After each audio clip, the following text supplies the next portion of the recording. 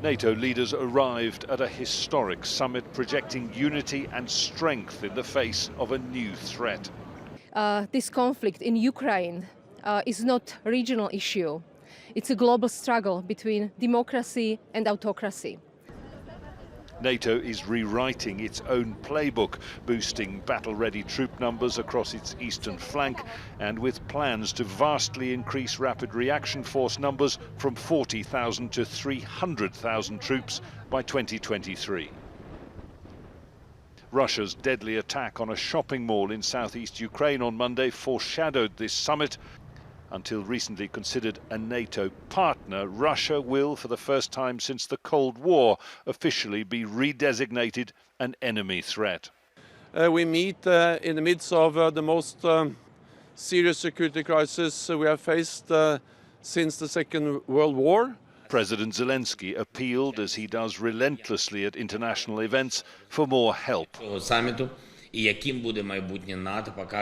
warned the leaders present that Russia's next move may be against one of them. And NATO is determined to do what it can, offering a further package of non-lethal assistance, this defensive alliance careful not to be seen to be joining the conflict. But we never wanted to have escalation with Russia. All we want is to live in peace in Europe. And therefore, we are making crystal clear that we are ready to defend ourselves and preparing all the structures for what we need. The summit began on a high note after an arms and security agreement was reached, allowing Turkey to lift its objection to bids by Sweden and Finland to join the alliance. So Sweden and Finland attend this summit as official invitees, their membership bids approved by all 30 leaders to be ratified by national parliaments in the coming months. Turkey said it got what it wanted, well, so did NATO, able to project both a united and expanded front and gaining superiority over Russia in the Baltic region. President Biden, announcing an expanded US military presence in Europe, said the alliance had never been so galvanized, a major shift to a state of readiness for whatever turns Russian aggression may yet take. Jonah, Al Jazeera, Madrid. Our diplomatic editor James Bays joins me now from the summit in Madrid. And James, the NATO Secretary-General clearly laying out the organisation's military plans for the future.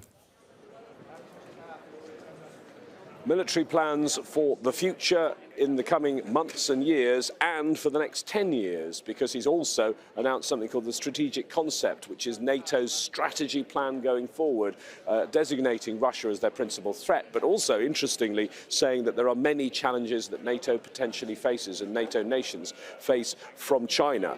But in terms of the immediate threat with the war in Ukraine, they are putting more forces into the eastern flank of NATO, into those countries closest to Russia. They're going to make some of those forces more permanent. The US, which is mainly based in Poland, that is where it has its battle group, that is going to have the largest number of any NATO forces in Poland. That's where there'll be more than any of the other battle groups, and that is the first permanent headquarters of the US in one of those countries closest to Russia. They are saying that this is an important day, a transformative day for NATO. These were the words of the Secretary-General. President Putin's war against Ukraine has shattered peace in Europe and has created the biggest security crisis in Europe since the Second World War. NATO has responded with strength and unity, and President Zelensky's leadership and courage are an inspiration to all of us. And of course, James, US President Biden also talking to NATO Chief Stoltenberg about that inclusion of Sweden and Finland, appeasing Turkey as well. Do you get a sense from, as you have your ear to the ground, that there is some relief and that the focus can really be now Russia?